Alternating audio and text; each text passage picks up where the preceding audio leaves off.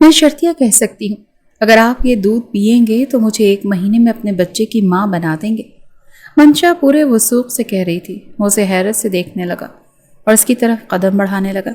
کہنے لگا، منشا گلاس ادھر دو۔ منشا پیچھے ہٹتے ہٹتے دیوار سے جا لگی۔ نہیں، آپ اسے پی کر جو کچھ کریں گے میں سیدھا اوپر پہنچ جاؤں گی۔ مجھے سب پتا ہے، بتایا تھا میری دوست نے کہ ساری گڑبڑ دودھ پینے سے ہی ہوتی ہے۔ شوہر دودھ پی کر… منشا یہ کہہ کر چپ ہوئی تھی۔ شہریار اس کے بالکل قریب پہنچ گیا تھا۔ کہنے لگا، ایسا بھی کیا کروں گا میں اس دودھ کو پی کر کہ تم 1 مہینے میں پریگننٹ ہو جاؤ گی؟ وہ اس بیوقوف لڑکی کی بات سمجھ ہی نہیں پا رہا تھا۔ وہ میں نہیں بتا سکتی، مجھے شرم آتی ہے۔ بس آپ یہ دودھ نہیں پئیں گے شہریار۔ منشا نے دودھ کا گلاس اپنے پیچھے چھپایا تھا۔ وہ کیوں؟ شہریار کا چہرہ منشا کے چہرے کے بہت قریب تھا۔ بس میں نے کہہ دیا تو کہہ دیا، نہیں پینا آپ نے یہ۔ وہ بری طرح سے گھبرائی ہوئی تھی۔ میری دوست نے کہا تھا جس دن اس کا شوہر دودھ پیتا ہے تو پوری رات اس کے ساتھ… یہ کہہ کر اس نے جھرجھری سی لی تھی۔ شہریار اسے یوں خوفزدہ دیکھنے لگا اور پھر کہنے لگا، منشا دودھ نہیں پیوں گا تو آج کی رات وہ سب کیسے کروں گا جو کرنا بہت ضروری ہے۔ وہ اس کے کان کے قریب ہو کر بولا تھا، تم نہیں جانتی یہ ایک جادوئی دودھ ہے۔ میرے دادا نے شادی کی پہلی رات جب یہ دودھ پیا تھا تو دادی کی چیخیں پوری حویلی میں گونجی تھی۔ جانتی ہو 1 مہینے بعد ہی وہ حاملہ ہو گئی تھی۔ اللہ نے میرے دادا کو بیٹے سے نوازا تھا۔ ابا نے پیا تو سنا ہے اماں صبح تک بے ہوش ہو گئی تھیں اور اللہ انہیں بھی بیٹے دیے۔ اب بڑا بیٹا میں ہوں، اسی لیے آج میری باری ہے تمہاری چیخیں نکلوانے کی۔ اسی لیے تنگ مت کرو، دودھ کا گلاس ادھر دو۔ مجھے پورا یقین ہے کہ 1 مہینے میں تم میرے بچے کی ماں بننے والی ہو جاؤ گی۔ وہ منشا کی اچھی خاصی جان نکال چکا تھا، اسے مزید ڈرا چکا تھا، اور وہ یوں تھی کہ کاٹو تو لہو نہ نکلے۔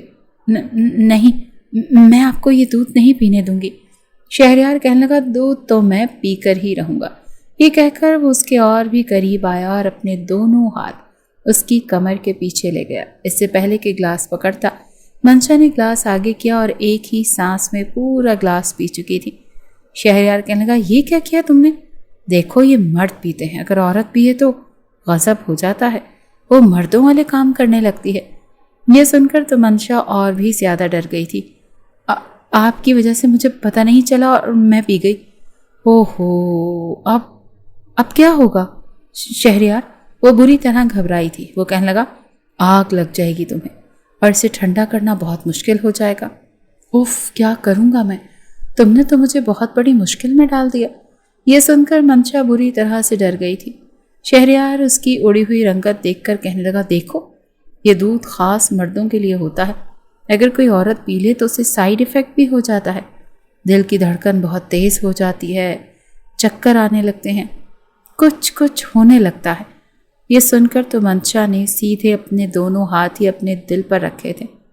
دل کی دھڑکنیں تو ویسے ہی تیز تھی۔ کہنے لگی، شہریار میرا دل بڑی زور زور سے دھڑک رہا ہے۔ کہنے لگا، ہو گیا سائیڈ ایفیکٹ۔ یہ سن کر وہ گھبرائی تھی۔ کہنے لگا، ذرا میں بھی تو دیکھوں کہ تمہاری دھڑکنیں کتنی تیز ہیں۔ اس نے منشا کے سینے سے اس کا ہاتھ ہٹایا اور اپنا کان اس کے دل کی دھڑکنوں پر رکھ دیا۔ پرفیوم کی مسرور کن خوشبو نے اسے اندر تک معطر کیا تھا۔ دھک دھک اس کے دل کی دھڑکنیں بڑی تیزی سے چل رہی تھیں اور شہریار پر بے خودی چھانے لگی۔ یکدم ہی وہ اس کی دھڑکنوں پر اپنے لب رکھ کر اسے چھکا بال ہوا میں اڑتی ہوئی دور جا کر گری تھی اور منشا نے نعرہ لگایا تھا۔ گلی کے چھوٹے چھوٹے بچے کہنے لگے، منشا آپی، یہ بے ایمانی ہے۔ آپ نے کہا تھا 3ری گیند پر آؤٹ ہو جاؤں گی اور 1 گھنٹے سے آپ ہی کھیلے جا رہی ہیں۔ وہ کہنے لگی، تو آؤٹ تو کرو نا، پھر ہی آؤٹ ہوں گی نا، اس طرح آؤٹ تھوڑی نہ ہو جاؤں گی۔ بچے بولنگ کرا کر تھک چکے تھے، لیکن اول تو وہ آؤٹ ہو نہیں رہی تھی، ہوتی بھی تو کہتی کہ نو بال تھی۔ کبھی کوئی بہانہ تو کبھی کوئی بہانہ۔ ابھی بھی کہہ رہی تھی کہ بس آخری بار۔ سب بچوں نے کہا، منشا آپی یہ آخری بال ہے، اگر اس کے بعد بھی آپ نے بیٹ نہیں دیا تو پھر ہم آپ کے ساتھ دوبارہ نہیں کھیلیں گے۔ عین اسی وقت گلی کے اندر سامان سے بھرا ٹرک آ کر رکا۔ جیسے ہی شہریار ٹرک سے نیچے اترا تاکہ مزدوروں سے سامان اتروا سکے، منشا کے سامنے والا بنگلہ انہوں نے ہی خریدا تھا اور اس کی والدہ نے خاص تاکید کی تھی کہ سامان اپنے سامنے احتیاط سے رکھوانا، تاکہ فرنیچر خراب نہ ہو جائے۔ اسی وقت بال سیدھی شہریار کے کاندھے پر جا کر لگی تھی۔ اسے لگا کہ بس اب اس کا کاندھا گیا کام سے۔ جب اس نے پلٹ کر دیکھا تو بیٹ منشا کے ہاتھ میں تھا اور وہ دوسرے ہاتھ کی انگلی دانتوں میں دبائے ہوئے تھی۔ گھبرائی ہوئی کھڑی تھی۔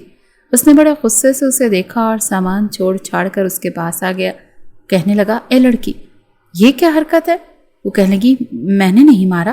اس نے جلدی سے بیٹ زمین پر پھینکا اور وہاں سے واک آؤٹ کرنے ہی والی تھی جب شہریار نے اس کو بازو سے پکڑا۔ کہنے لگا، بیٹ تمہارے ہاتھ میں ہے، بال تم نے ہی ماری ہے، یہ میرا کاندھا ہے سمجھی، نہ کہ وکٹ جسے تم توڑ دو گی۔ کہنے کی غلطی سے لگ گیا، میں تو اپنے دھیان میں کھیل رہی تھی، مجھے کیا پتا تھا کہ آپ ایک دم سے سامنے آ جائیں گے۔ اب میرا بازو چھوڑیں ورنہ میں شور مچا دوں گی کہ یہ لڑکا مجھے چھیڑ رہا ہے۔ منشا نے بنا ڈرے ہوئے کہا تھا۔ یہ سن کر شہریار نے فوراً سے اس کا بازو چھوڑا، پھر کہنے لگا، دیکھ لوں گا میں تمہیں۔ کہنے لگی، ہاں ہاں میں بھی دیکھ لوں گی، ڈرتی نہیں ہوں کسی سے۔ یہ کہہ کر وہ اپنے گھر چلی گئی۔ سامنے کے گھر میں ہی شہریار اور اس کی فیملی شفٹ ہوئی تھی۔ جیسے ہی منشا گھر کے اندر داخل ہوئی، اس کی والدہ نے جب اس کا دوپٹہ کمر سے بندھے ہوئے دیکھا تو کہنے لگی، کہاں سے آ رہی ہو تم؟ کہنے لگی، امی کچھ بھی نہیں، بس بچوں کے ساتھ کرکٹ کھیل رہی تھی۔ اس کی ماں نے کہا، تم کب سدھرو گی؟ اب چھوٹی بچی نہیں ہو تم کہ گلی محلے میں کھیلتی پھرو، اب ہم سوسائٹی میں آ گئے ہیں، کچھ تو تمیز سیکھو۔ تم نے دیکھا ہے یہاں لڑکیوں کو بیٹ بال کھیلتے ہوئے؟ کہنے لگی، میں کون سا کھیل رہی تھی، وہ تو بچوں نے مجھے کہا کہ منشا آپ ہی آئیں، آپ بھی کھیل کر دکھائیں، تو میں نے سوچا کوئی بات نہیں، بچے اتنی ضد کر رہے ہیں تو انہیں کھیل کر دکھا ہی دیتی ہوں۔ اس نے لاپرواہی سے ڈائننگ ٹیبل پر رکھے سیب میں سے ایک سیب اٹھایا اور کھانے لگی۔ اس کی والدہ کہنے لگی، تھوڑا گھر پر توجہ دو، کالج میں آ گئی ہو، لیکن کوئی پرواہ ہی نہیں ہے۔ وہ کہنے لگی، امی مجھ سے نا یہ کام نہیں ہوتے۔ آمنہ بیگم کہنے لگی، تمہارے بھائیوں نے تمہیں سر چڑھا رکھا ہے، سارے لڑکوں والے کاموں کی تمہیں عادت پڑ گئی ہے۔ اصل میں منشا اپنے 3 بھائیوں کی اکلوتی بہن تھی اور وہ اس کے لاڈ نخرے بھی بہت اٹھاتے تھے، اسی لیے اسے گھر کے کاموں کے بجائے گلی میں بچوں کے ساتھ کھیلنے کی عادت تھی۔ اپنے بھائیوں کے ساتھ بھی ایسے ہی کھیلتی رہتی تھی، کبھی فٹ بال، کبھی بیڈمنٹن تو کبھی بیٹ بال۔ بڑے بھائی کی شادی ہو گئی تھی لیکن اس کی جاب دبئی میں تھی، اسی لیے اپنی بیوی کو بھی وہ دبئی لے گیا تھا۔ دونوں چھوٹے بھائی یہیں پر اپنا کاروبار سنبھال رہے تھے، لیکن جب بھی منشا کی والدہ اسے کہتی کہ گھر کے کام سیکھو تو دونوں بھائی کہتے، کوئی ضرورت نہیں ہے ہماری بہن کو یہ کام کرنے کی۔ اس کی والدہ کہنے لگی، جب سسرال جائے گی تو ساتھ میں ملازمہ بھی بھیج دینا۔ تو وہ کہنے لگی، کیا بات ہے، ہماری بہن کسی کی ملازمہ تھوڑی بننے جائے گی، ہم دیکھتے ہیں کہ ہماری بہن سے کام کون کرواتا ہے، منہ سر نہ پھاڑ کے رکھ دیں گے اس کا۔ اپنے بھائیوں کی ایسی باتیں سن کر منشا سمجھتی تھی کہ اس کے بھائی سب کچھ سنبھال لیں گے، اسی لیے اس کے کھانے پکانے کی طرف کوئی توجہ نہ تھی، نہ ہی گھر کے کسی کام کی طرف، بلکہ اپنا کمرہ تک نہیں سنبھالتی تھی۔ جو چیز جہاں بکھری ہے بکھری پڑی ہے، اسے کوئی پرواہ ہی نہیں ہوتی تھی۔ نہا کر آتی تھی تو تولیہ کہیں اور اتارے ہوئے کپڑے کہیں اور جوتے کہیں۔ ابھی 11ویں جماعت میں ہی پڑھتی تھی، بڑی بے ترتیب سی لڑکی تھی۔ اس کی والدہ تو اپنا سر پکڑ کر بیٹھ جاتی تھی، اپنے بال تو خود اسے بنانے کی عادت ہی نہیں تھی، یا تو بڑے بھائی اس کے بال بناتے تھے یا پھر اس کی والدہ۔ بال کافی لمبے تھے، کہتی تھی، اماں مجھ سے نہیں سنبھالے جاتے۔ اس کے بھائی کہنے لگا، ادھر آؤ، میں تمہارے بالوں کی چٹیاں بنا دیتا ہوں، اور وہ بنا کر دیتا تھا۔ کئی بار تو ایسا ہوتا کہ وہ یوں بات کرتی جیسے لڑکے بات کرتے ہیں، میں یہ کروں گا، میں یہ کھاؤں گا، میں یہ پیوں گا۔ بڑی مشکل سے اس کی والدہ نے اسے سمجھا کر عادت ڈالی تھی کہ تم لڑکی ہو اور لڑکیوں کی طرح بولا کرو، لیکن دوپٹے کا ابھی تک ہوش نہیں تھا کہ کیسے لینا ہے کیسے نہیں لینا۔ دوسری جانب شہریار گھر میں سب سے بڑا تھا، 2 بھائی چھوٹے تھے، گھر کی ذمہ داری اس پر تھی، غصے کا کافی تیز تھا، کوئی چیز بھی مزاج کے خلاف ملتی تھی تو پھر شور مچا دیا کرتا تھا۔ کھانے میں ذرا سا نمک مرچ یا کم یا تیز ہو جاتا تو کھانا وہیں چھوڑ دیتا تھا۔ 8 دن میں اس نے پورا گھر اپنے مطابق سیٹ کروایا تھا۔ کہتا تھا کہ امی چاہے گھر میں ایک ملازمہ رکھیں یا 10، مجھے ہر بالکل شیشے کی طرح صاف چاہیے۔ اس نے گھر کی کھڑکیوں کے تمام شیشے دوبارہ سے چینج کروائے تھے، کیونکہ پہلے والے شیشوں پر اسے داغ اور نشان نظر آ رہے تھے۔ ہر چیز پرفیکٹ اپنے مطابق کر کے اس نے دوبارہ سے اپنی کمپنی میں جانا شروع کر دیا تھا۔ ایک بار وہ واپس آیا تو دیکھا کہ وہی لڑکی بچوں کے ساتھ کرکٹ کھیل رہی تھی اور سیدھی بال شہریار کے کمرے کی کھڑکی پر جا کر لگی تھی۔ اور چھناکے کی آواز سے شیشہ چکنا چور ہو گیا تھا۔ اس نے جیسے ہی گاڑی اپنے گھر کے پاس روکی اور اپنے کمرے کا ٹوٹا ہوا شیشہ دیکھا تو اس لڑکی پر بے تحاشا غصہ آیا تھا۔ وہ گاڑی سے نیچے اترا۔ منشا تو پہلے ہی پریشان تھی کہ یہ کیا ہو گیا، پہلی بار اس سے ایسی غلطی ہوئی تھی، اوپر سے وہ بھی اس شخص کے گھر کا شیشہ تھا جس سے اس کی چند دن پہلے لڑائی ہوئی تھی۔ شہریار اس کے پاس آیا اور کہنے لگا، یہ کیا کیا ہے تم نے میرا نقصان کرنے کا ٹھیکہ لے رکھا ہے۔ پہلے تم نے میرے کاندھے کو وکٹ سمجھ کر توڑنے کی پوری کوشش کی، اور جب تمہارا دل نہیں بھرا تو تم نے میرے کمرے کا شیشہ توڑ دیا۔ اس کے پیسے بھرو لڑکی، ورنہ میں تمہیں چھوڑوں گا نہیں۔ وہ بھی بے تحاشا غصے میں تھا۔ وہ کہنے لگی، میں نے جان بوجھ کر نہیں کیا، ایک تو پتہ نہیں میرے ہاتھوں آپ کا نقصان ہی کیوں ہوتا ہے۔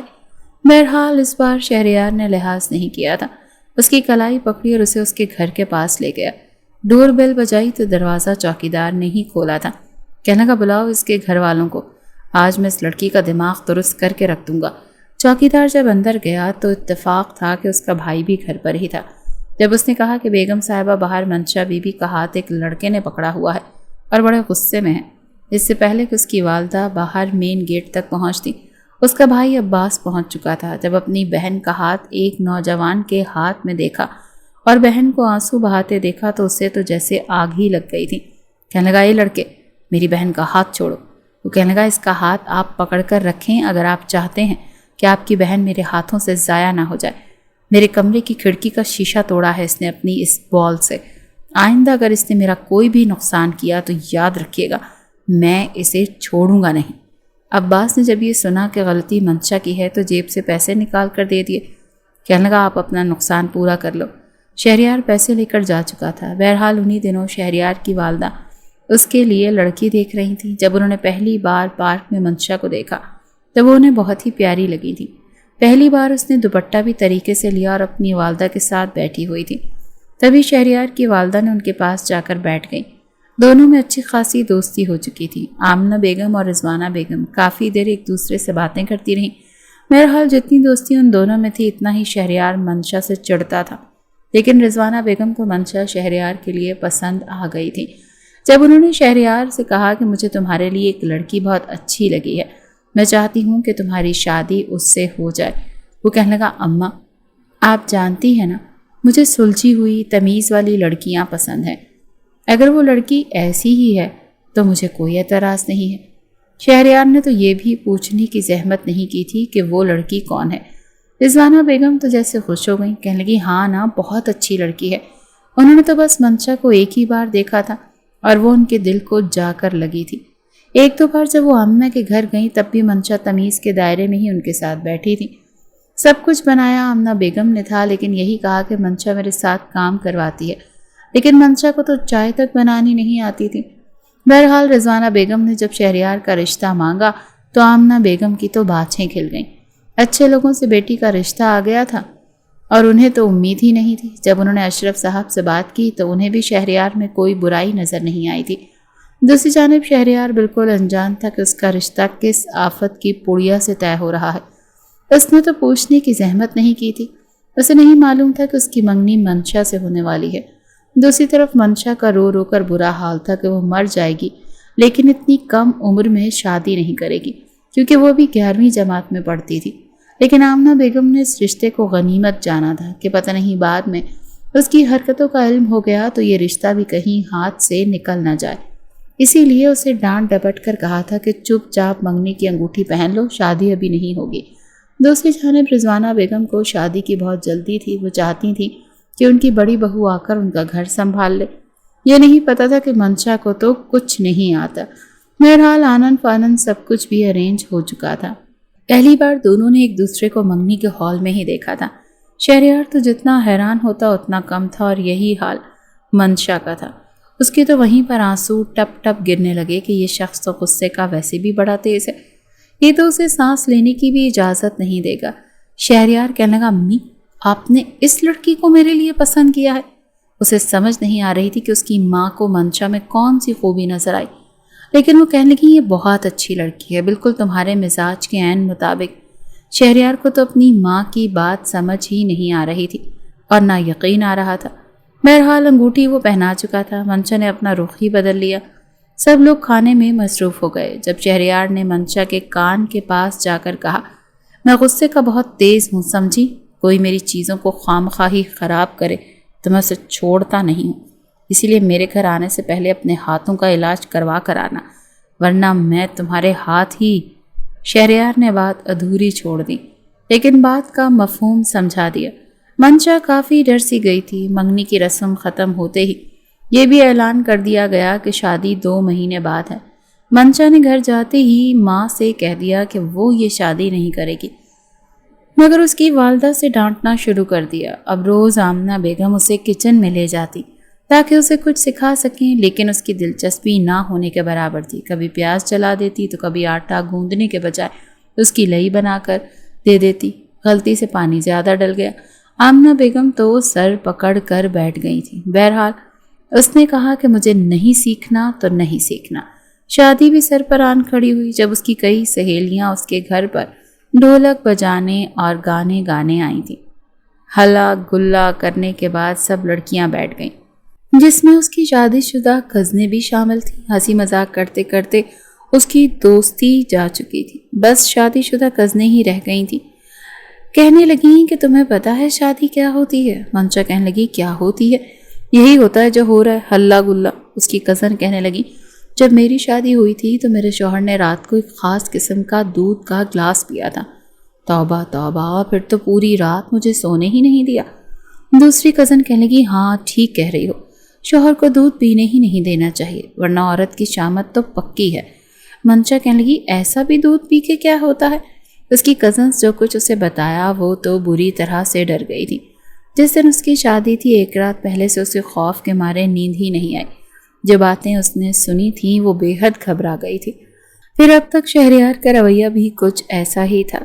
शादी के बाद जब वो शहरयार के कमरे में बैठी थी तो उसकी वालदा ने सबसे पहले दूध का ग्लास उसके कमरे में ढक कर रखा था और दूध का ग्लास देखते ही उसके होश उड़ गए थे।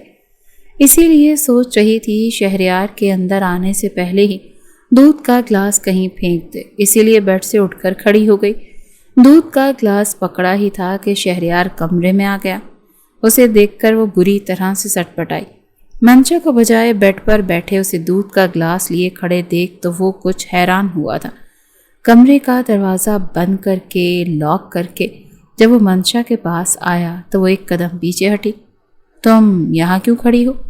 मेरे ख्याल से तो तुम्हें बेड पर बैठे होना चाहिए था।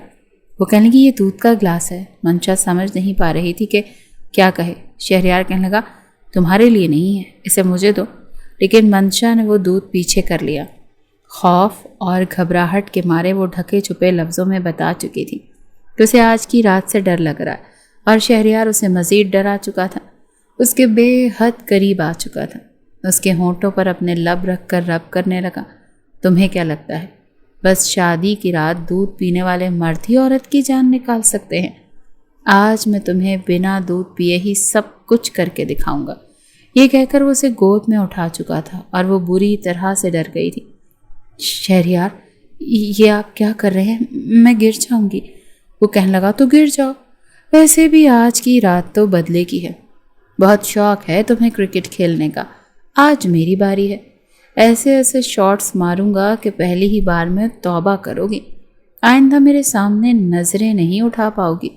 ये कहकर वो उसे बेड पर लेटा चुका था, मगर जैसे ही वो बेड पर लेटी फौरन से उठकर बेड की दूसरी जानिब से नीचे उतर गई। मैं आपको अपने पास आने ही नहीं दूंगी। मुझे पता चल गया है, आपने मुझसे बदला लेने के लिए ही शादी की है। शहरयार कहने लगा, मजाक कर रहा था, चलो बैठो बेड पर। इतनी बड़ी बात तो नहीं थी कि वो मंशा से बदला लेता, लेकिन वो कहने की, नहीं, मैं आपके पास नहीं आऊँगी, आप मेरे साथ पता नहीं क्या करेंगे। शहरयार कहने लगा, बहुत कुछ करूँगा, जल्दी आओ मेरे पास, तंग मत करो मुझे। लेकिन वो बहुत ज़्यादा डर गई थी। शहरयार कहने लगा, देखो मुझे गुस्सा ना दिलाओ, ठीक है, मत आओ मेरे पास, मैं भी कोई मरा नहीं जा रहा तुम्हारी संगत के लिए, लेकिन याद रखना तुम खुद आओगी मेरे पास। वो कहने लगी, मेरा क्या दिमाग ख़राब है जो मैं आपके पास आऊँगी? मैं नहीं आऊँगी। वो कहने लगा, मैं भी देखता हूँ कब तक नहीं आती, कब तक जान छुड़वाती हो। یہ کہہ کر وہ الماری کے پاس گیا، اپنے کپڑے نکالے اور واش روم چلا گیا۔ کپڑے تبدیل کر کے وہ بیڈ پر لیٹ چکا تھا۔ منشا نے شکر کیا تھا، پھر اپنے کپڑے تبدیل کر کے وہ بھی صوفے پر جا کر لیٹ گئی۔ اگلے روز بھی سارا دن اس نے رضوانہ بیگم کے ساتھ گزارا۔ ولیمے پر وہ بے حد خوبصورت لگ رہی تھی اور شہریار نہیں چاہتا تھا کہ آج کی رات بھی ضائع کرے، اسی لیے رات کو جلدی کمرے میں آ گیا، لیکن دیکھا کہ وہ سب کچھ چینج کر کے صوفے پر سونے کی تیاری کر رہی ہے۔ شہریار کہنے لگا، یہ کیا بدتمیزی ہے؟ کل بھی تم پاس نہیں آئی اور آج بھی کپڑے چینج کر لیے، کس سے پوچھ کر کیے ہیں؟ وہ کہنے لگی تاکہ آپ میرے پاس نہ آئیں۔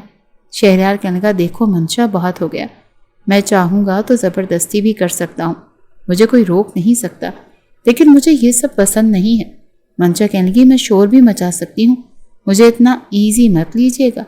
بے شک موسم اچھا خاصا تھا، لیکن اتنا نہیں کہ کمبل یا رضائی لی جاتی۔ شہریار نے کپڑے تبدیل کر الماری سے کمبل نکال کر بیڈ پر رکھ دیا۔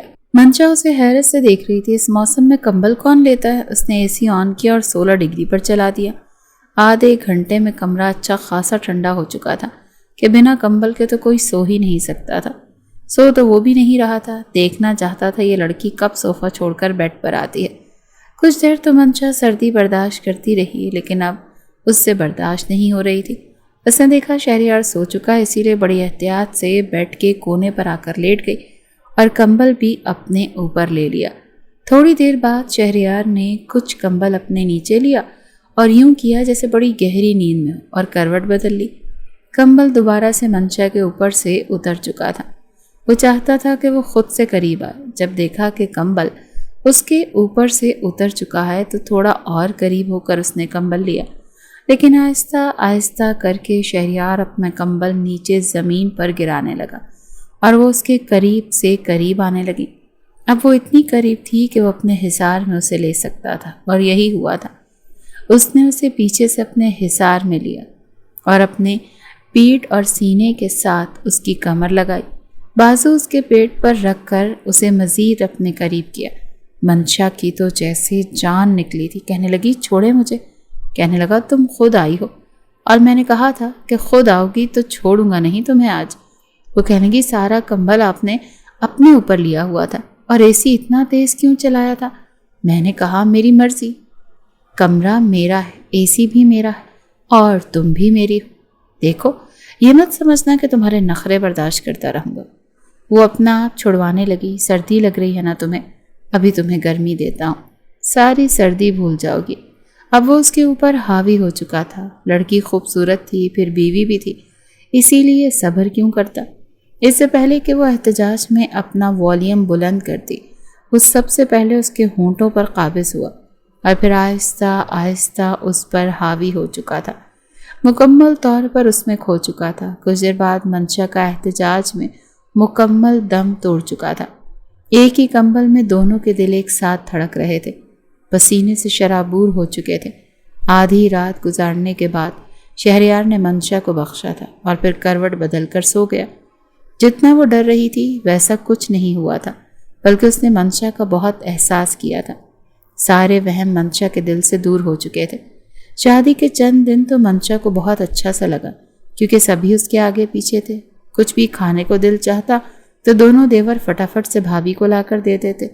پوچھتے بھی رہتے تھے کہ بھابھی کچھ کھائیں گی تو نہیں، اور ابھی تک رضوانہ بیگم نے بھی اسے کچن کا راستہ نہیں دکھایا تھا۔ ناشتہ کرنے کے بعد جب شہریار اپنے آفس چلا جاتا تو وہ اپنے دیوروں کے ساتھ بیٹھ کر لوڈو کھیلنے لگتی۔ چھوٹا دیور اس سے شاید 2 سال چھوٹا تھا، ابھی میٹرک میں تھا، البتہ بڑا والا اس سے بڑا تھا، اسی لیے منشا کی زیادہ دوستی عمیر سے ہی ہوئی تھی۔ رات کو جب شہریار آ جاتا تو پھر باقی کا سارا وقت اسے کمرے سے باہر جانے نہیں دیتا تھا۔ شادی کے شروع کے دن تھے، ایک دوسرے کی سنگت بہت اچھی لگ رہی تھی، دونوں ایک دوسرے میں کوئی بھی برائی نظر نہیں آ رہی تھی۔ لیکن جیسے جیسے دن گزرنے لگے تو رضوانہ بیگم نے کہا، بیٹا آج تمہارا ہاتھ میٹھے میں ڈلواؤں گی۔ یہ سن کر منشا حیران ہوئی، آنٹی کیا مطلب؟ میٹھے میں کیوں ہاتھ ڈلوائیں گی؟ میرا ہاتھ تو جل جائے گا۔ وہ ہنسنے لگی، کہنے لگی، اچھا یہ بتاؤ تمہیں کھیر اچھی بنانی آتی ہے یا پھر متنجن؟ وہ رضوانہ بیگم کی شکل دیکھنے لگی، کہنے لگی، مجھے تو بس یہ دونوں چیزیں کھانی آتی ہیں۔ رضوانہ بیگم نے پہلے تو ماتھے پر بل ڈالے، پھر کہنے لگی، چلو کوئی بات نہیں، آؤ میں تمہیں سکھاتی ہوں۔ اسے کچن میں لے گئی، لیکن سیکھتی منشا تب जब उसे सीखने में दिलचस्पी होती। फिर भी कुछ कुछ चीज़ों में साथ देती रही। खाना अलबत्ता रिजवाना बेगम ने खुद बनाया था, लेकिन उसे साथ साथ बताती रही कि कैसे पकता है, लेकिन वो बिल्कुल बेध्यानी से देख रही थी। रात को जब टेबल पर खाना लगाया तो रिजवाना बेगम ने यही कहा कि आज मेरी बहू ने मेरी मदद की है। शहरयार ने जब पहला नवाला लिया तो कहने लगा, आपकी बहू के हाथ का जायका बिल्कुल आप जैसा है। वो कहने लगी, अभी तो उसे कुछ आता नहीं, मैं इसे अपने साथ खड़ा करके बता रही थी, कल से ये बनाएगी फिर बताना कैसा जायका है। बहरहाल खाना खाते ही शहरयार मंशा को लेकर आइसक्रीम भी बाहर से खिलाने चला गया। मंशा बहुत खुश थी, लेकिन अगले ही दिन से उस पर जिम्मेदारियां शुरू हो गईं। शहरयार कहने लगा, देखो मुझे मुलाजमा के हाथ की इस्त्री नहीं पसंद, इसीलिए मेरे कपड़े तुम प्रेस किया करो। और ये कमरा क्यों इतना बिखरा रहता है? रात को जब मैं आऊँ तो भी बिखरा हुआ होता है, इसे साथ के साथ सेट कर दिया करो। मुझे ये बिखरा हुआ सामान बिल्कुल भी अच्छा नहीं लगता। मंशा ने पहले तो कुछ नहीं कहा, जैसे तैसे चादर आती थी बिछा दी, चीज़ें भी एक तरफ रख दी, लेकिन बस एक जगह से उठाकर दूसरी जगह रख देती, संभालती नहीं थी। किचन में भी उसने बस थोड़ा बहुत ही काम किया था। सारी सब्जी तो रिजवाना बेगम ने ही काट कर दी थी, बस उसे बताती गई और वो डालकर पकाती गई। उसे लगा बस यही होता है, इतना सा ही काम होता है, बाकी का वक्त वो उमैर के साथ बैडमिंटन खेलने में गुजार देती, वरना दोनों देवर और भाभी कभी लूडो खेलते तो कभी कैरम खेलते। अब रिजवाना बेगम को मंशा की आदत बुरी लगने लगी थी, क्योंकि वो घर के किसी काम में तवज्जो ही नहीं देती थी। आहिस्ता आहिस्ता रिजवाना बेगम का मूड मंशा के साथ ख़राब होने लगा। जब शहरयार अपने ऑफिस से आता, कमरा देखता तो बिखरा हुआ नजर आता और वो उमैर के साथ फुटबॉल खेल रही होती। वो तंग आ चुका था, प्यार से भी समझा चुका था कि अब तुम घर की तरफ तवज्जो दिया करो, अपना बचपना छोड़ दो। कुछ दिन तो वो रिजवाना बेगम और शहरयार की बातें चुपचाप सुनती रही, लेकिन एक दिन तो फट पड़ी जब शहरयार ने उसे दोबारा से वही बातें सुनाई कि तुम्हें नज़र नहीं आता, 4 दिन से तुमने बेडशीट चेंज नहीं की, तुम जानती हो मुझे ये सब चीज़ें नापसंद हैं, आपको हर वक्त मुझ में ऐब ही क्यों नज़र आते हैं, क्यों मेरे पीछे पड़े रहते हैं, क्या बिगाड़ा है मैंने आपका? मंशा ने भी बिना लिहाज के बात की थी। शहरयार उसे माथे पर बल डाले बस देखे ही लगा। कहने लगा, ये किस लहजे और अंदाज में मुझसे बात कर रही हो? मंशा कहने लगी, तो फिर कैसे बात करूं? मैं आपके आने से पहले चादर बिछा कर रखती हूँ, जितना मुझसे कमरा ठीक होता है कर भी देती हूँ। आपको कहीं न कहीं कोई न कोई मिट्टी नजर आ ही जाती है। पूरा दिन आपकी माँ मेरी जान का अजाब बनी रहती है। तुमने खाना ठीक नहीं बनाया, आटा ठीक से नहीं गूंदा, रोटी गोल नहीं बनाई। अरे बाबा, नहीं आता मुझे ये सब, नहीं होता मुझसे ये सब। शहरयार कहने लगा, ये तुम मेरी माँ के बारे में किस अंदाज में बात कर रही हो? देखो, मैं इस किस्म के लहजे और अंदाज को सुनने का आदी बिल्कुल नहीं हूँ। बेहतर है कि अपना दिमाग दुरुस्त रखो। शहरयार उसे आंखें दिखाते हुए कहने लगा। टप टप आंसू मंशा की आंखों से बहने लगे। कहने लगी, मुझे नहीं अच्छा लगता ये सब कुछ। हर वक्त आपको और आपकी वालदा को मुझ में सिर्फ ऐब ही नजर आते हैं। तो क्या खूबी है तुम में? तुम्हारी शादी को 3 महीने गुजर गए, अभी तक तुम्हें खाना ठीक से बनाना नहीं आया। घर में आओ तो अम्मी की एक अलग बहस होती है कि तुम्हें सिखा सिखा कर थक गई हैं, लेकिन तुम ध्यान नहीं देती। सारा दिन ऑफिस का काम कर करके मैं जहनी तौर पर परेशान हो जाता हूँ। घर में इंसान सुकून लेने के लिए आता है, चाहता है कि जब कमरे में दाखिल हो तो उसे अपना कमरा साफ सुथरा नजर आए, लेकिन शायद तुम्हें साफ सफाई की आदत ही नहीं है। हद दर्जा गलीज किस्म की लड़की हो तुम। अपने कपड़े देखे हैं तुमने? शौहर के आने से पहले यूं अपना हुलिया रखते हैं, शलवार कोई, कमीज कोई, दुपट्टा कोई, वो भी कमर से बांध कर रखा हुआ है। मेरे अलावा मेरे 2 भाई भी इस घर में रहते हैं, मंशा, और इनमें से कोई भी बहुत छोटा नहीं है, जवान है दोनों।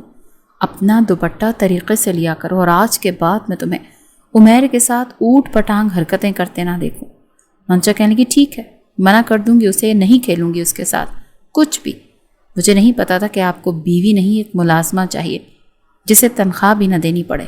ओ शट अप, मुलाजमा वाला कोई काम नहीं करती तुम, समझी ना? मेरी माँ तुमसे झाड़ू पोछा नहीं करवाती, ना ही तुम वॉशरूम धोती हो। ये काम होते हैं मुलाजमा के। बादशाह की बेटी भी होना तो ससुराल में जाकर खाना पकाती है, बावर्ची खाना देखती है, तुम भी यही करती हो। और अपना कमरा साफ करने की तुम्हारी जिम्मेदारी है। मैंने तुम्हें कभी ये नहीं कहा कि मेरे भाइयों के कमरे की सफाइयाँ करो या मेरी माँ का कमरा जाके साफ करो। सिर्फ यही कहता हूँ ना कि अपने कमरे को तुम सिर्फ साफ सुथरा रखा करो। जब आओ चीज़ें बिखरी रहती हैं। कब सुधरोगी तुम, कब बड़ी होगी? मंशा रोए जा रही थी। वो तंग आ चुका था, कहने लगा अपने आंसू बहाना बंद करो मंशा, यार प्लीज़ मुझे अंडरस्टैंड करने की कोशिश करो, मैं सुकून चाहता हूँ। वो कहने लगी मैं भी सुकून चाहती हूँ। अगर आपको ऐसी ही किसी लड़की से शादी करनी थी तो फिर कोई अपनी उम्र की ढूंढते। मेरी उम्र सिर्फ 18 साल है, मैं अभी फर्स्ट ईयर में क्लियर भी नहीं कर पाई थी। क्या आपको शादी की जल्दी हो गई? आपकी वालदा को चाहिए था कोई 22-23 साल की लड़की ढूंढती जो मैच्योर होती, जो आपके सारे घर के काम काज बड़े आराम से कर लेती। मैं अपने भाइयों की अकलौती बहन हूँ, मैंने कोई काम नहीं किया, अपने भाइयों के साथ बस यही सब कुछ खेला है और मुझे यही सब कुछ अच्छा लगता है। आप चाहते हैं कि बस शादी के 3 महीने बाद ही मैं अपनी उम्र से 5 साल बड़ी हो जाऊं, तो वो मैं नहीं हो सकती। आप भी मुझे अंडरस्टैंड करने की कोशिश करें। शहरयार मुझसे नहीं होता ये सब कुछ। ये कहते हुए वो सीधी शहरयार के सीने के साथ लग गई, उसकी कमर को अपने दोनों हाथों से पकड़ लिया, उसके सीने पर सर रखकर रोने लगी। मुझसे नहीं होता ये सब, प्लीज़ शहरयार मुझे वक्त चाहिए। मंशा के रोने पर वो बेबस सा हुआ था, इसीलिए उसे अपने साथ लगाकर उसकी कमर सहलाने लगा। अच्छा ओके ठीक है, प्लीज़ रोना तो बंद करो। फिर उसके माथे पर बोसा दिया, उसके आंसू साफ किए। कहने लगा अलमारी से नई चादर निकालो, मैं तुम्हारे साथ लगता हूँ, मिलकर कमरा साफ कर लेते हैं। 10 मिनट में उसने पूरे कमरे का हुलिया दुरुस्त किया, फिर सुकून से बेड पर बैठा। कहने लगा चाय बना दोगी? रोते हुए मंशा ने इस बात में सर हिलाया, फिर उसके लिए चाय भी बना कर ले आई। इस बार चाय बिल्कुल ठीक बनाई थी। पहला घूंट भरते ही शहरयार ने उसकी तारीफ की थी। कहने लगा ये बिल्कुल परफेक्ट है। वो मुस्कुराने लगी। आपको अच्छी लगी? कहने लगा और क्या, मुझे तो बहुत अच्छी लगी, आओ मेरे पास आकर बैठो। फिर उसे बड़े प्यार से समझाने लगा, जिस तरह से अम्मी कहती हैं बिल्कुल वैसे ही काम किया करो। वो कहने लगी आपको यकीन नहीं आएगा, मैं वैसा ही करती हूँ, लेकिन फिर भी वो खुश नहीं होती। कहती हैं तुम जाहिल गंवार हो, तुम गंवार हो, तुम्हें तमीज़ नहीं है, तुम्हारी माँ ने तुम्हें कुछ सिखाया ही नहीं, आपको नहीं पता वो कितनी कड़वी बातें करती हैं। वो शहरयार के कांधे पर सर रखकर बोल रही थी। शहरयार कहने लगा अच्छा ठीक है, मैं अम्मी से कह दूंगा तुमसे प्यार से बात किया करें। कुछ दिन बाद ही मंशा की तबीयत कुछ ख़राब सी रहने लगी थी। रात को जब शहरयार उसके करीब आने लगा तो कहने लगी प्लीज़ मेरे करीब मत आइएगा, मेरी तबीयत ठीक नहीं। कहने लगा तो मैं क्या करूं, मेरा तो मूड है ना, देखो मुझे परेशान मत किया करो। जानती हो जब मर्द बेहद थका हुआ होता है और फ्रस्ट्रेशन का शिकार होता है तो उसकी फ्रस्ट्रेशन औरत ही दूर करती है। औरत की क़ुर्बत उसे सुकून बख्शती है। इससे पहले कि उसके होंठों पर झुकता जल्दी से मंशा ने अपने मुंह पर हाथ रखा था और बेड से उठकर वॉशरूम भाग गई। खाया पिया सब कुछ निकल गया। जब वो कमरे में आई तो बिल्कुल निढाल सी थी। उसकी हालत देखकर शहरयार भी परेशान हुआ। कहने लगा क्या हुआ, क्या उल्टा सीधा खाया है तुमने, तुम बास नहीं आती ना? सुमैर के बच्चे को तो मैं नहीं छोड़ूंगा, पता नहीं तुम्हें क्या गंद बला लाकर देता रहता है और तुम खाती रहती हो। देखा ना, हो गया ना फूड पॉइजन। वो उसे डॉक्टर के पास ले गया, उसका बीपी लो था। लेडी डॉक्टर ने ड्रिप लगवाने के लिए कहा, साथ में चंद टेस्ट लिख दिए। लेकिन जब उसकी रिपोर्ट आई तो शहरयार को अपने कानों पर यकीन नहीं आ रहा था, क्योंकि मंशा प्रेग्नेंट हो चुकी थी। इस खबर ने तो रिजवाना बेगम को भी खुश कर दिया। उसके दोनों भाई बेहद खुश थे और छोटा वाला तो ज़्यादा ही खुश था। कहने लगा अब मैं चच्चा बन जाऊंगा, जब मेरा कोई भतीजा भतीजी आएगी तो फिर मैं उसके साथ खेला करूंगा, उसे गोद में उठाऊंगा। लेकिन मंशा कुछ घबराई घबराई सी थी। चंद दिन अपनी वालदा के पास रहने चली गई, उसका बहुत ख्याल रख रही थी। लेकिन शहरयार में इतना सब्र नहीं था। अपना कमरा उसे मंशा के बगैर बुरा लग रहा था, इसीलिए 3-4 दिन बाद ही उसे अपने पास ले आया। लेकिन उसका बहुत ख्याल रख रहा था। वही महीना बसंत का भी था और उमैर इतनी सारी पतंग भी लेकर आया था। ये देखकर मंशा के मुंह में भी पानी भर आया। कहने की उमैर मैं भी उड़ाऊंगी। वो कहने लगा ठीक है भाभी, शाम को मैं छत पर जाऊंगा, आप मुझे चाय देने के बहाने आ जाइएगा, फिर हम दोनों पतंग उड़ाएंगे। रिजवाना बेगम ने उस पर मज़ीद पाबंदियां लगा दी थी। सीढ़ियाँ नहीं चढ़ोगी, छत पर नहीं जाओगी, एड़ी वाला जूता नहीं पहनोगी, पाँव के बल नहीं बैठोगी, ऐसी कई एहतियातें उसे बताई थी जो उसे बिल्कुल बेमायनी सी लग रही थी। वो बस यही सोचती थी कि पता नहीं इनको क्या है, हर वक्त मेरे सर पर सवार रहती हैं, ये मत करो, वो मत करो, ऐसा मत करो, वैसा मत करो। उसने चाय बनाई और सबकी नज़रों से बचती हुई ऊपर आ गई। उमैर इस वक्त अभी पतंग उड़ाने की कोशिश कर रहा था। पतंग हवा में परवास करने लगी तो वो मंशा के पास आ गया। कहने लगा भाभी ये डोर पकड़ें, आप पतंग उड़ाएं, मैं चाय पीता हूँ। मंशा ने आज से पहले कभी पतंग उड़ाई नहीं थी, लेकिन शौक बहुत था। اس نے ڈوری پکڑی لیکن ہوا کا بہت زور تھا، اس سے پتنگ کنٹرول نہیں ہو پا رہی تھی۔ لگ رہا تھا کہ تیز دھار ڈور اس کے ہاتھ پر پھر جائے گی، لیکن اس نے دونوں ہاتھوں سے اسے پکڑے رکھا، مگر پھر یکدم ہی پتنگ دوسری پتنگ میں الجھ چکی تھی اور جلدی سے اپنی چائے چھوڑ کر عمیر اس کے پاس آ گیا۔ کہنے لگا مجھے پکڑائیں، آپ ایسا کریں پیچھے کا ڈور کھولیں جلدی سے، میں اسے سلجھانے کی کوشش کرتا ہوں۔ وہ پتنگ دوسری پتنگ سے ہٹانے کی کوشش کر رہا تھا اور منشا ڈور والی ریل پکڑے پیچھے کی جانب جانے لگی اور ڈور کھولنے لگی، لیکن پتہ ہی نہیں چلا کب وہ سیڑھیوں کے قریب پہنچ چکی اور یکدم اس کا پیر پھسلا۔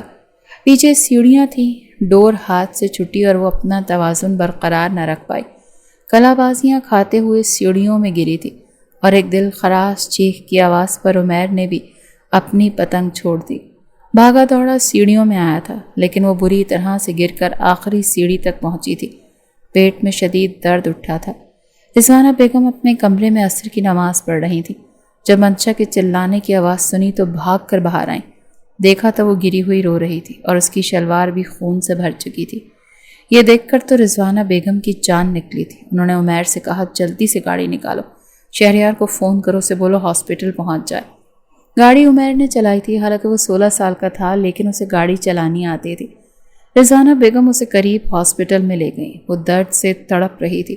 شہریار کو جب پتہ چلا تو سب کچھ چھوڑ چھاڑ کے ہسپتال پہنچا تھا، لیکن جب پہنچا تو رضوانہ بیگم روئے جا رہی تھی۔ کہنے لگی مار ڈالا تمہاری بیوی نے میرے پوتے کو، اتنا اس لڑکی کو منع کیا کہ چھت پر مت جانا، لیکن نہیں ہٹی۔ ارے پتنگ اڑانے کا شوق تھا اسے۔ شہریار میں نے بہت بڑی غلطی کر دی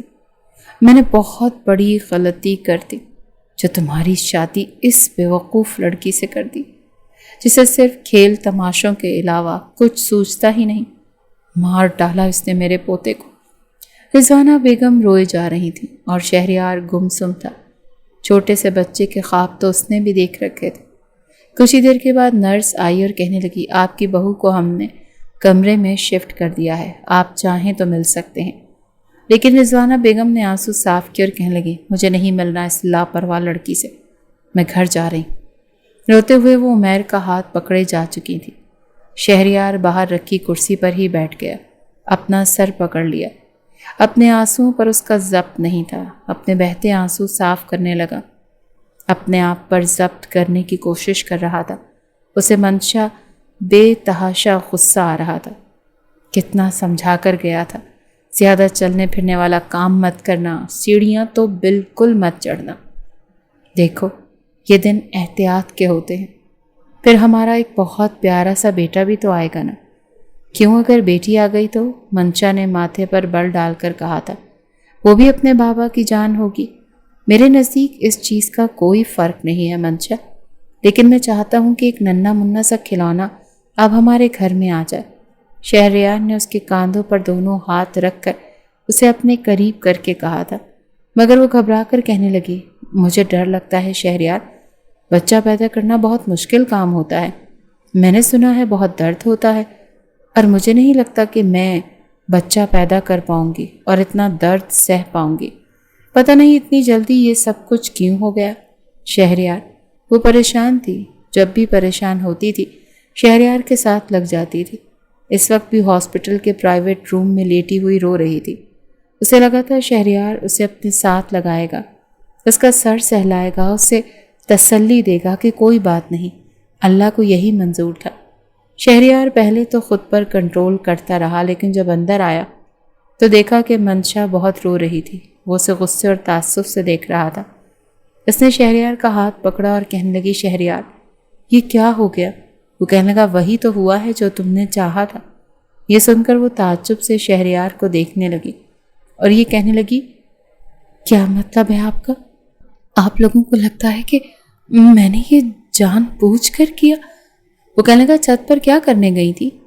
منع کیا تھا نا میں نے تمہیں بھی منع کیا تھا نا۔ میری بات کی کوئی اہمیت نہیں تمہارے نزدیک؟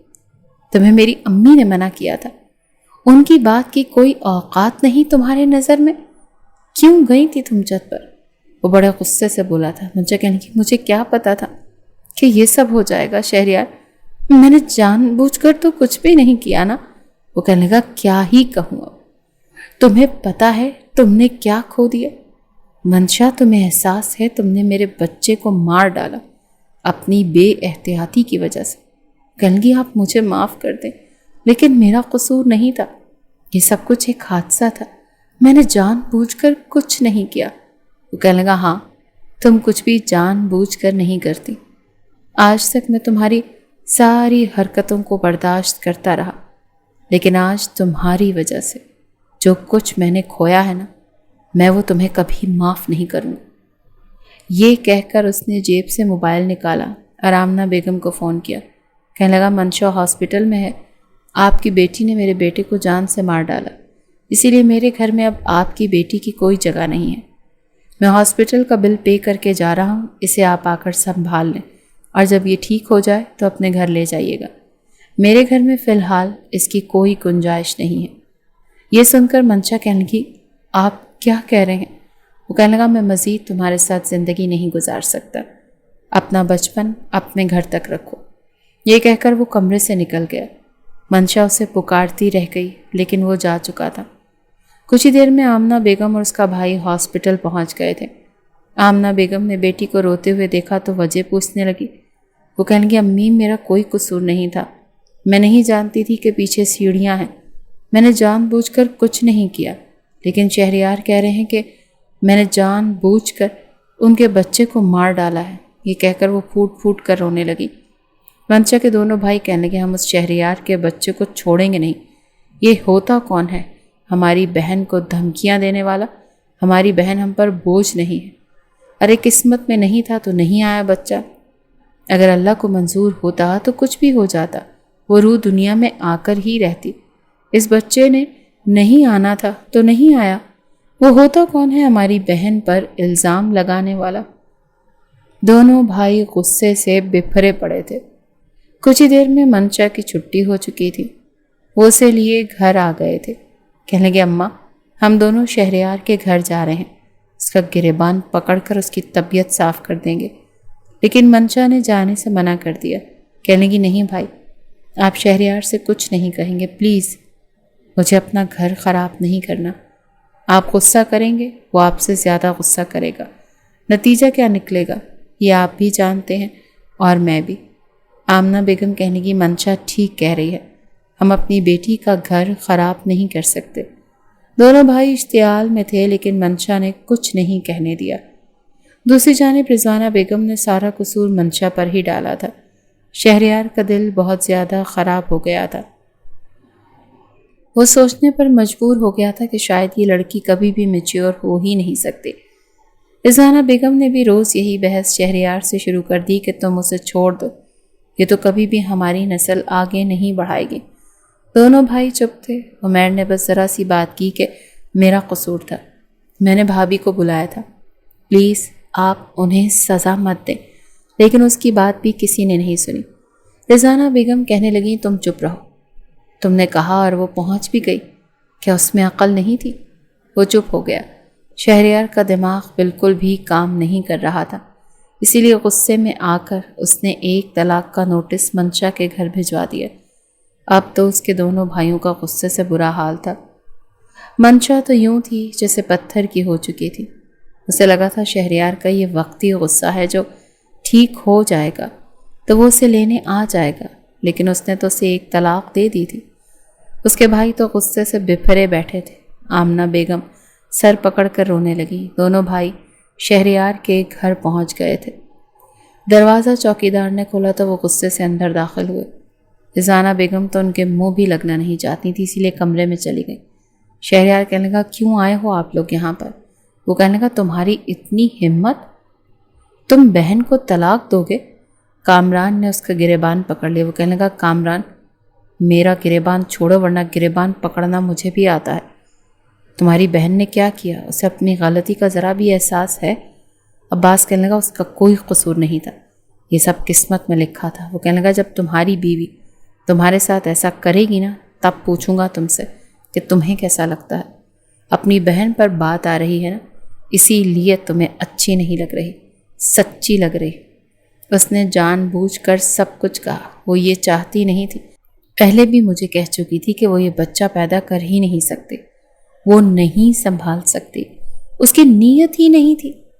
اسے ہر وقت کھیلنا کودنا پسند تھا، اسی لیے اسے اپنے گھر پہ رکھو، جب اس کا بچپنا ختم ہو پھر کسی کے پلے باندھنا۔ کامران کہنے لگا میں تمہارا منہ توڑ دوں گا، لیکن شہریار اپنا گریبان جھٹکے سے اس سے چھڑوا چکا تھا۔ کہنے لگا چوڑیاں میں نے بھی نہیں پہن رکھی، ہاتھ تو لگا کر دکھاؤ مجھے، منہ توڑنا میں بھی جانتا ہوں، میں شرافت سے اور عدالت کے ذریعے سے یہ کام کر رہا ہوں، بہتر ہے کہ مجھے اس بات پر مجبور نہ کرو کہ میں پولیس کمپلین کروں۔ دونوں بھائی غصے سے پیچ و تاب کھاتے ہوئے واپس آئے تھے۔ منشا بالکل پتھر کی بنی تھی، ابھی بھی گم سم بیٹھی تھی۔ آمنہ بیگم نے کہا بیٹا کچھ کھا لو، تو نفی میں سر ہلانے لگی۔ کہنے لگی نہیں، اب تو مجھے بھی لگ رہا ہے کہ میں نے ہی اپنے بچے کو مار ڈالا، میں ہی اس کی قاتل ہوں۔ شہریار ٹھیک کہہ رہا ہے، میرے ساتھ اسے یہی کرنا چاہیے تھا، اسے مجھے طلاق ہی دینی چاہیے تھی، میں اسی قابل۔ یہ کہہ کر وہ پھوٹ پھوٹ کر رونے لگی۔ عباس اور کامران غصے سے اندر آئے، کہنے لگے یہ کیا طلاق دے گا ہماری بہن کو، ہم خود خلا کا مقدمہ کریں گے۔ منشا کہنے لگی میں ایسا کچھ نہیں کروں گی، میں شہریار کے بغیر نہیں رہ سکتی۔ عباس کہنے لگا تم پاگل تو نہیں، وہ تمہیں اتنا برا بھلا کہہ رہا ہے، تمہارے ماتھے پر طلاق کا دھبا لگانا چاہتا ہے، اور تم کہہ رہی ہو کہ تم اس کے ساتھ رہو گی۔ وہ کہنے لگی ہاں، میں اس سے بات کروں گی، میں اس سے بات کروں گی، اس کی منت سماجت کروں گی، اسے منا لوں گی، لیکن میں طلاق نہیں لوں گی۔ عباس کہنے لگا نہیں، تم اس کمینے انسان کی منت سماجت نہیں کرو گی، ہماری بہن کوئی گری پڑی نہیں، اس سے زیادہ اچھا انسان ہے دنیا میں تمہاری شادی اپنے دوست سے کرواؤں گا، اور وہ انکار نہیں کرے گا۔ ہماری غلطی تھی کہ ہم نے جذبات میں آ کر تمہاری شادی شہریار جیسے ناقدرے انسان سے کی۔ لیکن رات ہوتے ہی اس نے شہریار کو کال کی تھی، مگر منشا کا نمبر دیکھ کر اس نے فون نہیں اٹھایا۔ وہ بار بار میسج کرتی رہی کہ شہریار میں مر جاؤں گی تمہارے بغیر، پلیز مجھے طلاق مت دینا۔ لیکن شہریار کا غصہ کم نہیں ہو رہا تھا۔ چند روز اس نے بہت چاہا کہ شہریار اسے ایک بار معاف کر دے، لیکن اس نے نہیں کیا۔ اسی لیے اس نے بھی فیصلہ کر لیا تھا کہ جب وہ چاہتا ہی نہیں تو کیوں پھر اس کے ساتھ زبردستی کا رشتہ نبھائے۔ عباس اور کامران نے اس کے سامنے بولا کہ پیپر رکھا تھا خلا کے نوٹس پر، اس نے چپ چاپ سائن کر دیا، اور عباس نے تو انتظار تک نہیں کیا، اپنے دوست سے بات کی اور آنن فانن منشا کا رشتہ اپنے دوست سے طے کر دیا کہ جیسے ہی خلا ہوگی، عدت پوری ہوگی، وہ اس کی شادی کر دے گا۔ وہ نوجوان ایک ڈاکٹر تھا۔ اس بار ڈپریشن اور ٹینشن کی وجہ سے منشا بے ہوش ہو گئی تھی۔ رات کے وقت عباس اسے ہاسپٹل لے کر گیا، لیکن وہاں پر آن ڈیوٹی وہی نوجوان تھا جس کا منگیتر تھا، جس کے ساتھ رشتہ طے ہوا تھا۔ وہ کہنے لگا تم جا سکتے ہو، میں اس کا خیال رکھ لوں گا۔ عباس واپس آ گیا۔ عین اسی وقت وہ ڈاکٹر جوان منشا کے پرائیویٹ روم میں اس کے پاس بیٹھا تھا۔ شہریار کمرے میں داخل ہوا۔ اس وقت وہ منشا کے فولڈنگ بیڈ پر ہی بیٹھا تھا اور اس کے چہرے کے بکھرے بالوں کو اپنے ہاتھوں سے پیچھے کر رہا تھا۔ کمرے میں اور کوئی نہیں تھا۔ شہریار اپنے ایک دوست کی خیریت پوچھنے کے لیے آیا تھا جس کا ایکسیڈنٹ ہوا تھا، اور کمرے میں بس ڈیجٹ کا ہی فرق تھا۔ اس کا روم نمبر 16 تھا، لیکن تختیاں کچھ لوز تھیں، اس لیے 19 بھی بند دروازے کے بعد 16 ہی لگ رہا تھا۔ اسی لیے روم نمبر 16 سمجھ کر شہریار نمبر 19 میں داخل ہوا، لیکن سامنے کا منظر دیکھ کر تو اس کے ہوش اڑ گئے تھے۔ ڈاکٹر نثار اسی وقت کھڑا ہو گیا۔ کہنے لگا آپ کون؟ کہنے لگا آپ یہاں کیا کر رہے ہیں؟ وہ کہنے لگا یہ میری پیشنٹ ہے، میری ہونے والی بیوی، آپ شاید غلط کمرے میں آئے ہیں۔ یہ سن کر تو شہریار کے ہوش اڑے تھے۔ وہ باہر نکل گیا، اپنے دوست کی خیریت پوچھ کر واپس گھر آ گیا۔ اب اسے احساس ہوا تھا کہ منشا اس کے لیے کیا تھی۔ رنگت پیلی پڑی ہوئی تھی، آنکھوں کے گرد گہرے حلقے تھے، پتہ نہیں کیوں بے ہوش تھی۔ اور وہ ڈاکٹر اس کے کمرے میں اکیلا اس کے پاس بیٹھنے والا ہوتا کون تھا؟ وہ ہوتا کون تھا اس کے اتنے قریب ہونے والا؟ پوری رات شہریار کو نیند نہیں آئی تھی۔ احساس ہو گیا تھا کہ وہ بھی منشا کے بغیر رہ نہیں سکتا۔ اندر ہی اندر شکر ادا کر رہا تھا کہ ایک طلاق دی ہے، لیکن اگلے ہی روز اسے خلا کا نوٹس مل گیا تھا، جیسے اس نے پھاڑ کر پھینک دیا۔ منشا اپنے گھر میں آ چکی تھی، لیکن عباس سے بار بار کہہ رہی تھی کہ وہ اب شادی نہیں کرنا چاہتی، اسی لیے بھائی خدا کے لیے کسی کو جھوٹا آسرا مت دے، میرے لیے آسان نہیں ہے شہریار کی جگہ کسی اور کو دینا۔ لیکن عباس نے کہا ہم تمہاری زندگی برباد نہیں ہونے دیں گے۔ کسی کو اس کے جذبات کا احساس نہیں تھا، سب اپنی منمانیاں کر رہے تھے۔ رات کو ڈور بیل بجی تھی، چوکیدار نے دروازہ کھولا تو شہریار اندر آیا تھا، بار بار منشا منشا پکار رہا تھا۔ اس سے پہلے کہ منشا اپنے کمرے سے باہر آ کر شہریار کے پاس آتی، عباس اور کامران بھی اپنے کمروں سے باہر آئے اور آمنہ بیگم بھی۔ دونوں شہریار کے سامنے کھڑے ہو گئے اور کہنے لگے یہاں کیوں آئے ہو؟ کہنے لگا مجھے منشا سے بات کرنی ہے۔ تم لوگ ہوتے کون ہو میری بیوی کا رشتہ کسی اور سے طے کرنے والے؟ اور پھر بھی وہ میری بیوی ہے، وہ بڑے غصے سے بولا تھا۔ منشا اپنے کمرے کے دروازے پر ہی کھڑی تھی۔ عباس کہنے لگا نہیں ہے تمہاری بیوی، ایک طلاق تم دے چکے ہو۔ کہنے لگا لیکن رجوع کا حق حاصل ہے مجھے۔ کامران کہنے لگا خلا کا نوٹس مل گیا ہے تمہیں۔ کہنے لگا پھاڑ کر پھینک بھی چکا ہوں میں منشا کے بغیر نہیں رہ سکتا۔ سامنے ہی منشا دروازے پر کھڑی رو رہی تھی۔ کہنے لگا اور وہ بھی نہیں رہ سکتی۔ ٹھیک ہے میں غصے میں آ گیا تھا، نہیں ہوگا میرا بچہ میری قسمت میں، لیکن میں منشا کو نہیں چھوڑ سکتا۔ لیکن کامران اور عباس کہنے لگے جاؤ یہاں سے، ہماری بہن تمہارے ساتھ نہیں رہے گی، تمہارا جب دل چاہے گا تم غصے میں آ کر یہی قدم اٹھاؤ گے، بہتر ہے کہ ابھی کوئی انتہائی فیصلہ ہو جائے۔ لیکن اس نے پہلی بار ہاتھ جوڑ کر گھٹنوں کے بل بیٹھ کر دونوں سے معافی مانگی تھی کہ کچھ نہیں کہے گا اسے۔ پھر منشا سے معافی مانگنے لگا، کہنے لگا مجھے معاف کر دو، میں غصے میں اندھا ہو گیا تھا، لیکن اب سمجھ میں آ گیا کہ میں تمہارے بغیر نہیں رہ سکتا۔ اس کی اپنی آنکھوں میں بھی آنسو تھے۔ وہ کہنے لگا منشا چلو میرے ساتھ، تمہارے بغیر نہیں جاؤں گا میں۔ دل میں تو اس کے بھی شہریار تھا، اسی لیے چپ چاپ اس کے ساتھ چلی گئی، لیکن رات کو اپنا تکیہ صوفے پر رکھ چکی تھی۔ وہ کہنے لگا یہ کیا کر رہی ہو؟ کہنے لگی بس ابھی میرا اس بات پر دل آمادہ نہیں کہ میں آپ کے ساتھ ایسا کوئی بھی تعلق بناؤں۔ لیکن شہریار نے تکیہ پکڑ کر بیٹھ کے رکھا تھا، پھر اس کا ہاتھ پکڑ کر اسے بیڈ پر لے آیا۔ کہنے لگا رجوع کرنا لازمی ہے، تم کہو گی تب بھی نہیں رکوں گا، بہت غلط کر دیا میں نے، بہت غلط۔ یہ کہتے ہوئے وہ اس کی گردن پر اپنے لب رکھ چکا تھا، لیکن منشا پتھر کی بنی ہوئی تھی، آنکھوں سے آنسو بہے جا رہے تھے۔ شہریار نے پھر سے اس سے معافی مانگی تھی، اس کا اور بھی زیادہ خیال رکھنے لگا، لیکن ایک چپ تھی جو منشا کو لگ چکی تھی۔ چپ چاپ اس کے سارے کام کرتی تھی، کھانا بھی بناتی تھی۔ اب تو رضوانہ بیگم بھی اس سے کوئی شکایت نہیں کرتی تھی۔ 19 سال کی عمر میں اس نے اپنے آپ کو بہت بڑا کر لیا تھا۔ بچپن تو جیسے کہیں کھو چکا تھا، ایک بیٹے کی ماں بھی بن چکی تھی، لیکن پھر بھی شہریار سے ٹھیک سے بات نہیں کرتی تھی، اس کے گلے نہیں لگتی تھی، رو کر اسے اپنے دل کی ہر بات نہیں کہتی تھی۔ وہ بار بار کہتا تھا کہ تم پہلے جیسی کیوں نہیں ہو، کیوں اتنا چپ رہتی ہو؟ کہنے کی بس دل بھی ایک آئینے کی طرح ہوتا ہے شہریار، اس پر اگر ایک بار دراڑ آ جائے تو پہلے کی طرح نہیں رہتا، اور یہ لفظ طلاق میرے دل پر ایک عجیب سی دراڑ ڈال چکا ہے۔ آپ یہی چاہتے تھے نا کہ میں میچیور ہو جاؤں، اپنی عمر سے بڑی ہو جاؤں، میں نے وہ سب کر لیا، لیکن میں پہلے جیسی محبت نہیں دے سکتی اب۔ شہریار کو اب اپنی غلطی کا احساس ہو رہا تھا۔ عورت کا دل بھی تو نازک ہوتا ہے، طلاق لفظ ہی ایسا ہے جسے اندر سے توڑ ڈالتا ہے۔